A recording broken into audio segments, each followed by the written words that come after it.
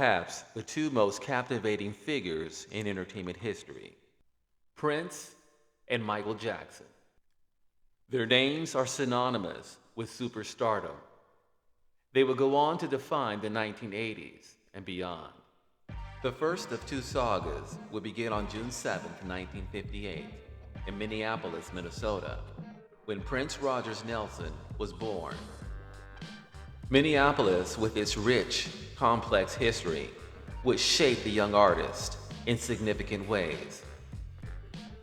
This all began in the 40s with the Andrews Sisters. In the 60s and early 70s, a small community of blues and folk artists gathered in the West Bank area of Minneapolis.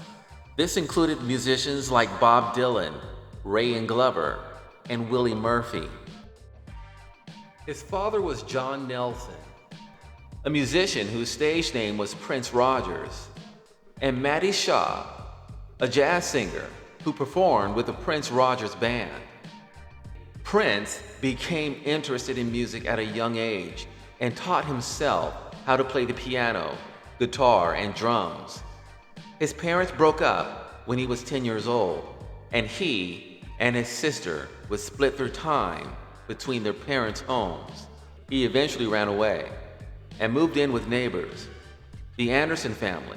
In high school, Prince formed the band Grand Central, later known as Champagne, with Andre Anderson, who later changed his name to Andre Simone, and Morris Day. Prince's style of music was eclectic. He would incorporate punk, funk, jazz, rock and roll, and R&B. This would garner the attention of manager Owen Husney, who would go on to broker a record deal with Warner Brothers for the budding superstar. Born in the steel mills of Gary, Indiana, August 29, 1958 would mark the date that Michael Jackson was born. Equal in age, Michael Jackson's professional career would begin 7 years prior to Prince. As the star and lead singer of the family quintet, the Jackson Five. However, it wouldn't be until 1979 when he would team up with the legendary Quincy Jones to record his solo album, Off the Wall, where he would gain entry into the level of influential R&B singer-songwriter. He achieved substantial success, and it would mark the beginning of a fruitful collaboration with producer Quincy Jones. Well, Ms. Gonzalez, I'm afraid you haven't done anything to demonstrate you're suited to regain custody of your son. I'm afraid this request is denied. Come here, make your money, do what you need to do, and that's just the bottom line. Hey, who's that babe on stage? That's Butterfly, new phenomenon. You don't have to be something that you're not wanting to be. Homelessness is the result of making poor decisions, Reed. What single attribute have you acquired to offer to this young man? That is, if you were indeed to regain custody of your son. I'm afraid of having nothing to give. And right now, I have nothing to give.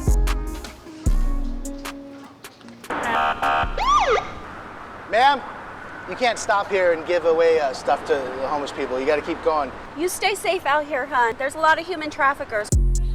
Hey, this old girl. Picture you sent Oh her. yeah, that's old girl from the spot the other night. That money didn't come from Dino, did it? She owe me loot, yo. I finally understand why people lose their minds out here. Yeah, she over here like a sitting duck. Make sure your next move is your best move. So we gonna make it happen.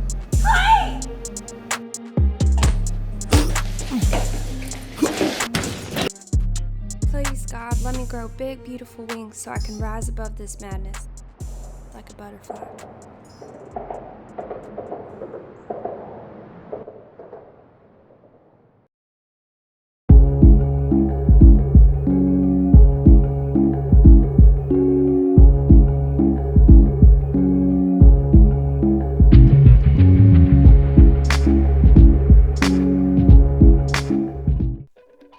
By 1980, Michael Jackson's Off the Wall would dominate the radio airwaves and dance clubs.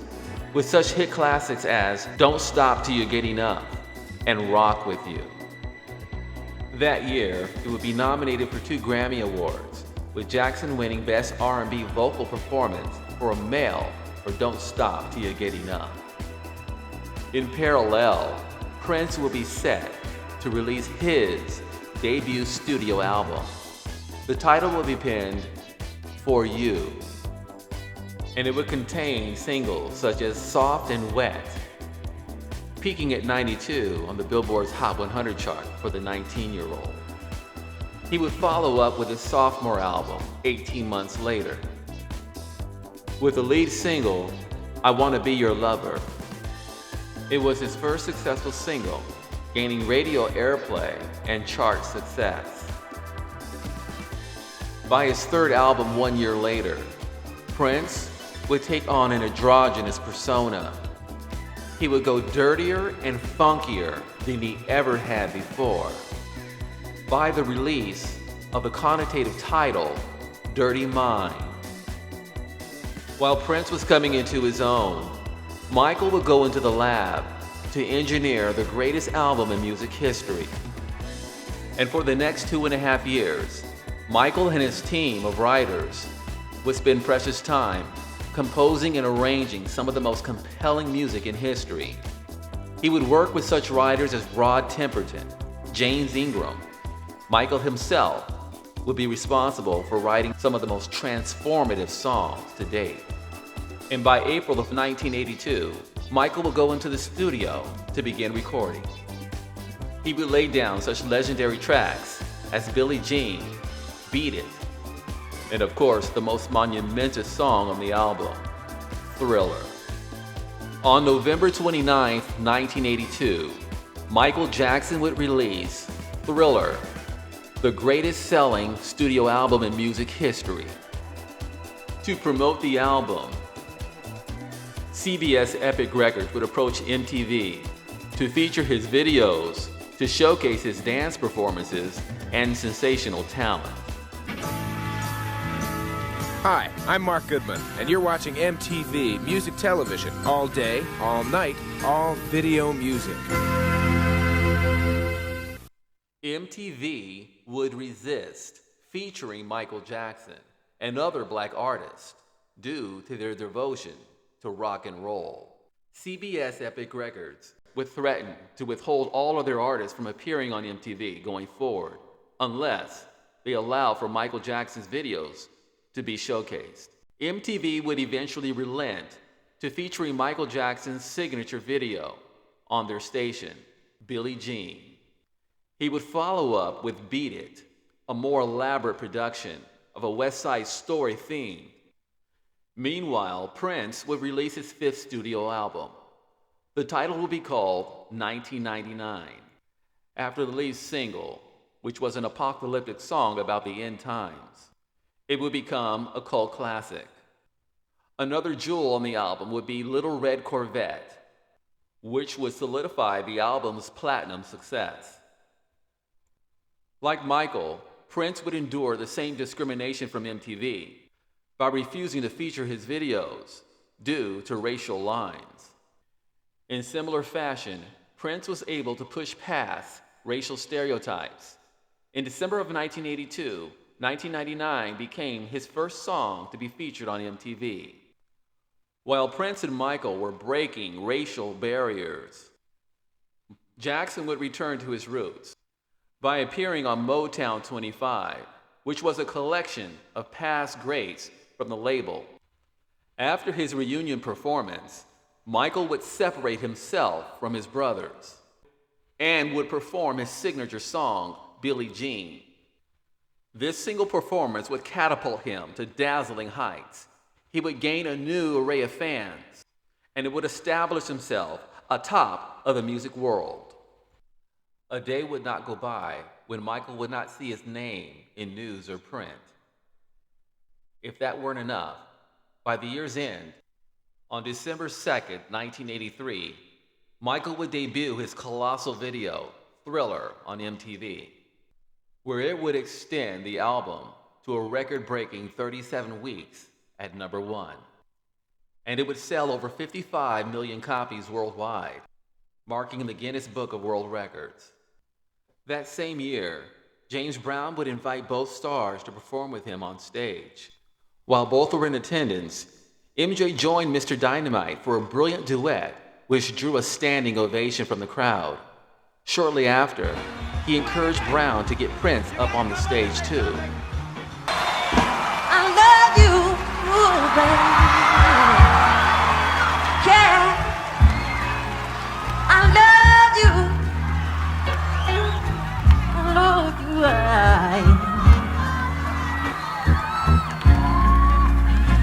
love you.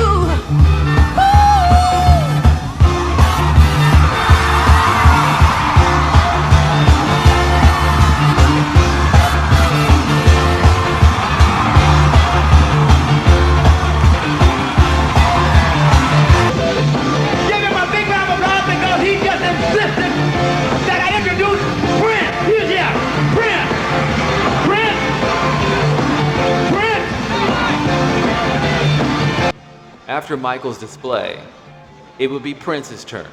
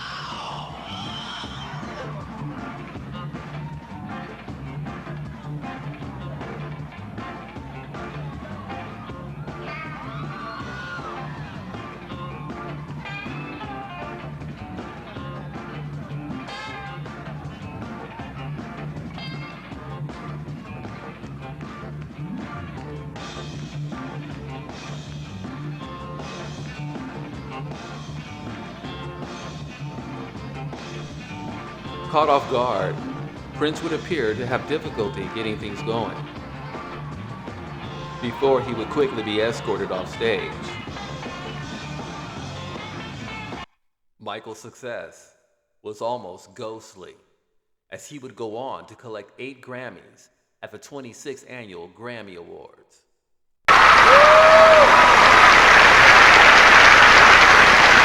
I love all the girls in the balcony.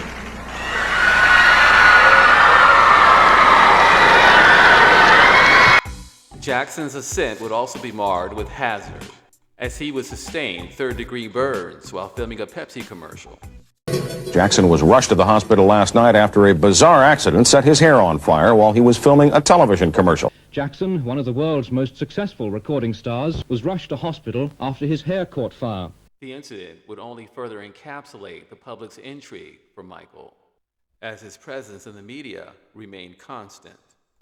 With Michael mania going strong, Prince would go into his labyrinth to produce a masterpiece of his own. Prince and his band The Revolution would spend 8 months meticulously writing and producing Purple Rain. On June 25th, 1984, Purple Rain would be released to the public. But even more dramatically, he would follow up with his album with his own motion picture. In symmetry, the title of the film would also be called Purple Rain, and it would be based on his life story.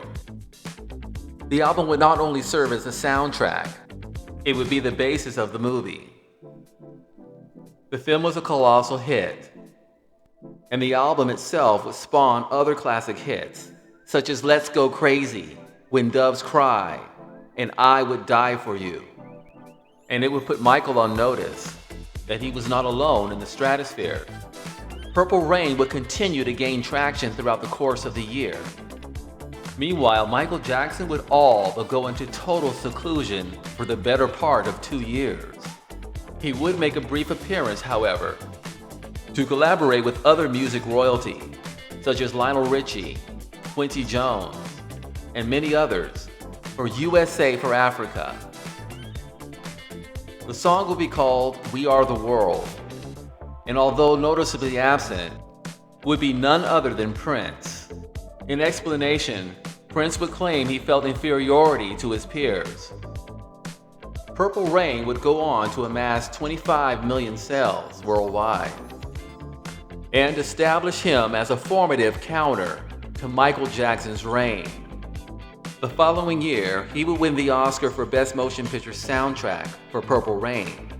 The winner is Prince for Purple Rain.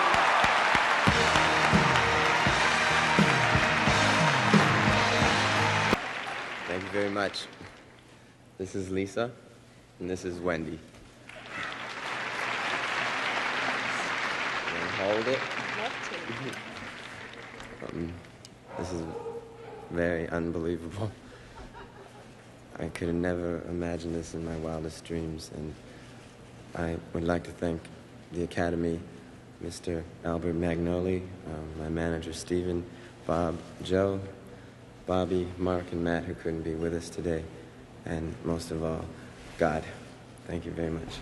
And in May of 1985, he would release his 7th studio album, Around the World in a Day, with the lead single, Raspberry Beret.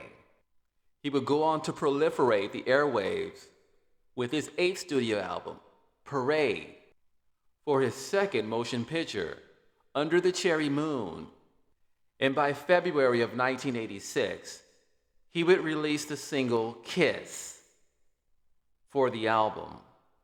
Meanwhile, there would be great anticipation for Michael to make his presence known.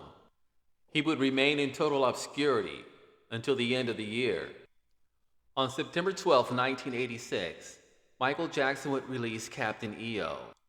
After inking a deal with Walt Disney Theme Parks, he would not bother to make an appearance at the world premiere, only to intensify his mystique and create the illusion that he was an angelic figure. Fans were demanding more, and his inaccessibility would only perpetuate his enigma. They would have no choice but to wait another year. And on August 31st, 1987, he would finally release his next album. The highly anticipated album will be titled Bad, a self-proclamation that he was indeed the undisputed king of popular music. Michael was determined to put Prince on notice, and even more dramatically, he would call out Prince to do battle. Prince would decline the challenge, claiming it was due to the homoerotic lyrics. The first line of that song is, "Your butt is mine."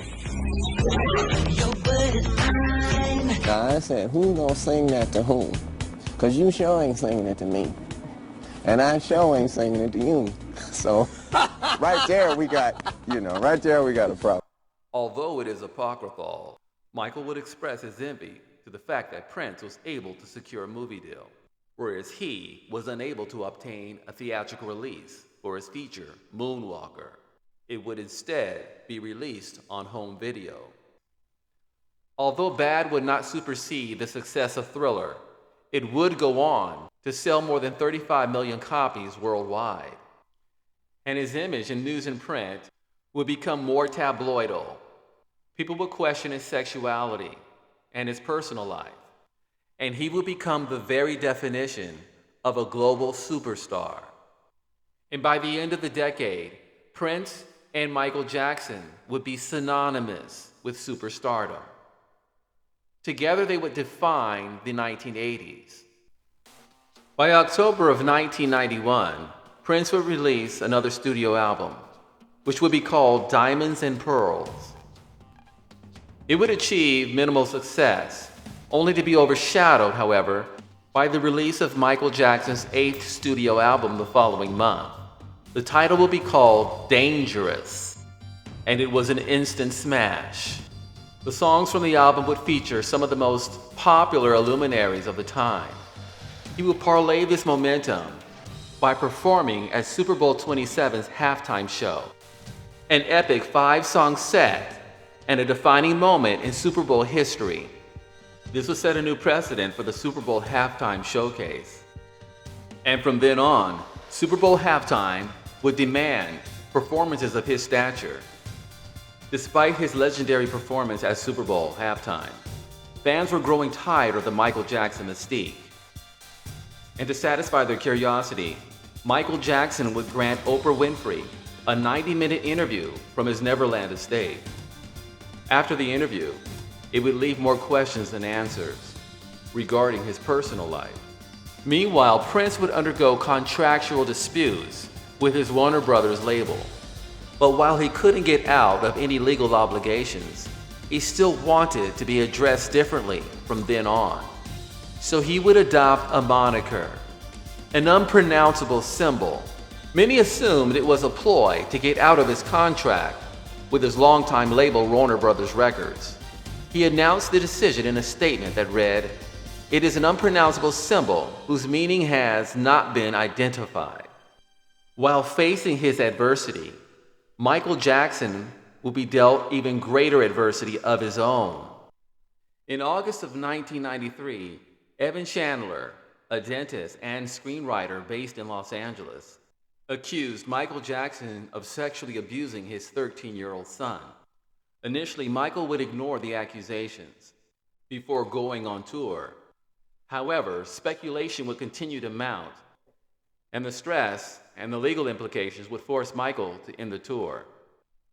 Not long after, Jordan, the son of Evan Chandler, would file a deposition in court, where authorities would obtain a search warrant. Michael would release a live statement proclaiming his innocence. "Before you label or condemn me, don't treat me like a criminal, because I am innocent." He would add that he had to submit to a demoralizing strip search, where authorities viewed his body, including his buttocks and his penis, for evidence of sexual assault. No evidence was found. However, Michael Jackson would settle out of court for $20 million. The settlement would only grow more suspicions regarding the accusations, which would tarnish his platinum image. Michael would push on, however. He would go on to marry Lisa Marie Presley, the daughter of the late icon, Elvis Presley. Although this would do little to quell the rumors, it would ignite more buzz and tabloidal publicity. On August 16, 1994, Prince would release his 15th studio album. The title would be called Come, and while Prince was still in contractual disputes with Warner Brothers, it would be his last album with Warner Brothers Records. Unlike Michael, Prince would always keep his sexuality and personal life on full display. On Valentine's Day 1996, Prince would marry Micheal Garcia, despite the reputation of being a ladies' man and bachelor. On November 19, 1996, Prince would release his 19th studio album, Emancipation, under the MPG Records and MEI Records as a triple album. The title refers to Prince's freedom from his contract with Warner Brothers under the unpronounceable symbol, or the artist formerly known as Prince. The next several years, Michael Jackson would be in pursuit to restore his image and his career. And on June 20th, 1995, he would release the album History, Past, Present, and Future, Book 1. It would include hits from his previous albums and also new material. He would flood the market throughout all retail stores and record shops. Later that year, he would put on a spectacular performance at the MTV and Soul Train Music Awards. And at the age of 36, he showed no signs of slowing down. The girl was dangerous.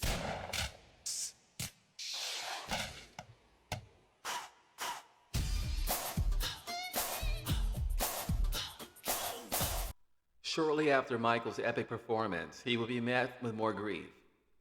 His fairy tale marriage to Lisa Marie would come to an end, as she would file for divorce for irreconcilable differences.